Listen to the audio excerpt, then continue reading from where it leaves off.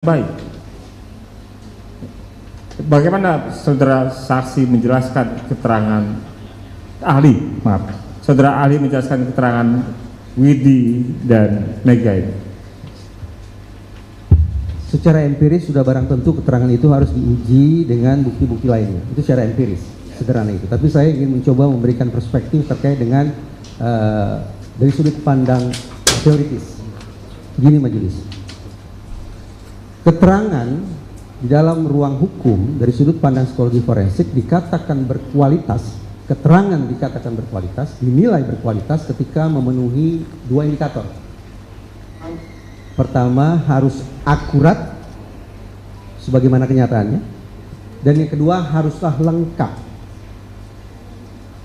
Persoalannya, keterangan yang diberikan dalam ruang hukum acap kali, bahkan mungkin hampir selalu mengandalkan pada ingatan manusia. Ingatan manusia melalui studi diketahui rentan mengalami fragmentasi dan rentan mengalami distorsi. Artinya, ingatan manusia rentan untuk terpecah belah, terfragmentasi, dan mudah pula untuk terdistorsi, belok kanan, belok kiri. Penyebabnya apa? Sekiranya perlu nanti bisa saya jelaskan. Tapi saya kembali dulu ke pokok persoalan, bahwa ternyata ingatan manusia rentan mengalami fragmentasi dan distorsi.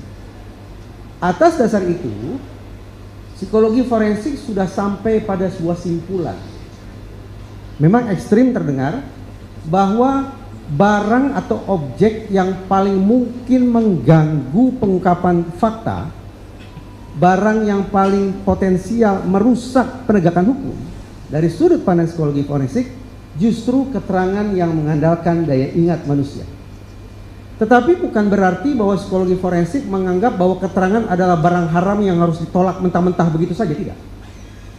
Rekomendasi yang datang dari psikologi forensik adalah keterangan tidak sepatutnya diandalkan, apalagi jadikan sebagai satu-satunya acuan dalam mengungkap sebuah peristiwa kejahatan.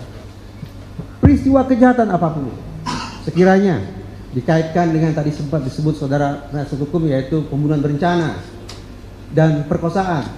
Sekali lagi, dalam mengungkap kasus-kasus semacam itu, sudah barang tentu rekomendasi psikologi forensik jangan bertumpu, jangan menghabiskan waktu dan stamina terlalu banyak untuk membongkar keterangan.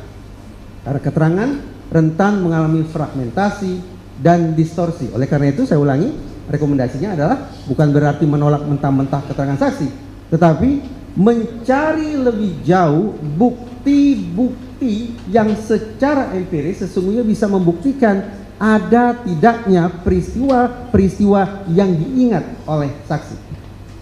Karena itu majelis, saya pada waktu-waktu belakangan ini terus terang menyampaikan di ruang publik dan juga ke sejumlah kolega di otoritas penegakan hukum bahwa spesifik dalam kasus Cirebon, termasuk terhadap keterangan yang disampaikan oleh dua orang saksi tadi, yaitu Widi dan Mega, sepatutnya otoritas penegakan hukum membuka kembali seutuh-utuhnya rincian komunikasi elektronik kedua korban dan rincian komunikasi elektronik para tersangka.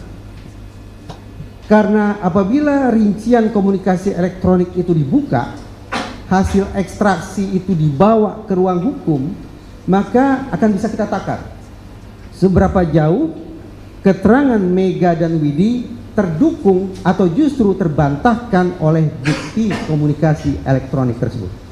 Saudara ahli, saya ingin lanjutkan. Saudara ahli bertemu secara langsung dengan Mega dan Widi. Betul. Ya, mengamati cara mereka menyampaikan keterangan atau informasi. Sejauh analisis saudara ahli, apakah keterangan Mega dan Widi itu bohong atau jujur? Saya bukan pembaca gestur majelis, jadi Ya. saya tidak bisa menilai gestur saksi. Tapi Ya. yang saya katakan, keterangan saksi siapapun saksi itu, tidak hanya Mega dan Widi ya, jadi supaya tidak salah kaprah. Saudara penasihat hukum tidak salah kaprah, saya tidak hanya menyoroti Widi dan Jadi saudara ahli, pertanyaan saya terkait dengan wawancara saudara ahli dengan Mega Saya dan tidak Widi. bisa menilai apakah seseorang berkata jujur atau tidak jujur dari gesturnya majelis. Ya, Tapi kesesuaian keterangan yang disampaikan antara satu saksi dengan saksi lain, lebih-lebih mencari kecocokan atau mungkin ketidakcocokan antara keterangan yang disampaikan oleh seorang saksi dengan bukti-bukti lainnya, itulah yang menjadi cara bagi saya untuk menakar kualitas keterangan disampaikan oleh seorang saksi. ya, Karena itu sedikit meluruskan supaya saudara penasihat hukum tidak menjauh dari khazanah psikologi forensik. Alih-alih membaca gestur, sungguh-sungguh saya berharap bahwa uji keterangan Mega dan Widi dengan mengandalkan pada bukti komunikasi elektronik serinci-rincinya yang perkiraan saya sudah dilakukan ekstraksinya oleh otoritas penegakan hukum. ya. Itu rekomendasi saudara ahli. Pertanyaan kami, saudara ahli sudah wawancara dengan Mega dan Widi. Bagaimana pandangan ahli terhadap keterangan yang disampaikan Mega dan Widi tersebut? Saya simak, saya tidak dalam posisi menyanggah ataupun mengiyakan.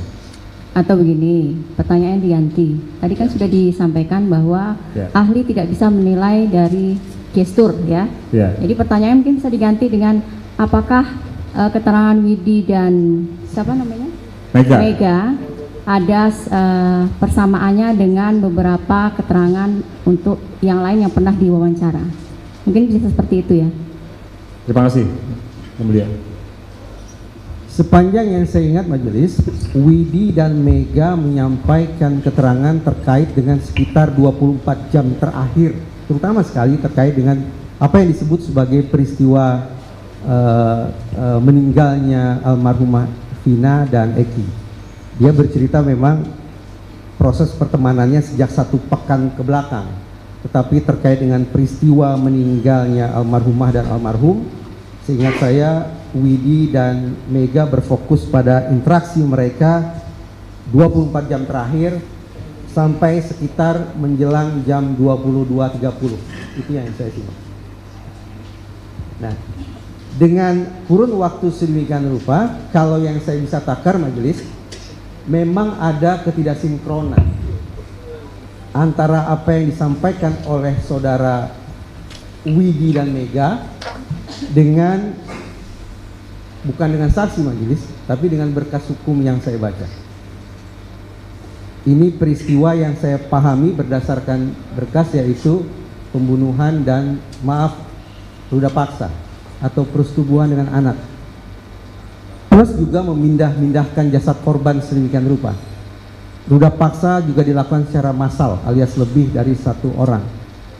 Kalau kemudian pembunuhan, ruda paksa massal dan memindah-mindahkan jasad korban coba dibandingkan dengan pergerakan waktu yang disampaikan oleh Widi dan Mega, memang ada ketidaksesuaian. Dalam pengertian, sejujurnya saya menaruh rasa sanksi. Benarkah dalam kurun waktu sebagaimana yang tercantum di berkas sudah terjadi pembunuhan, ruda paksa massal, dan pemindah-mindahan jasad korban tersebut?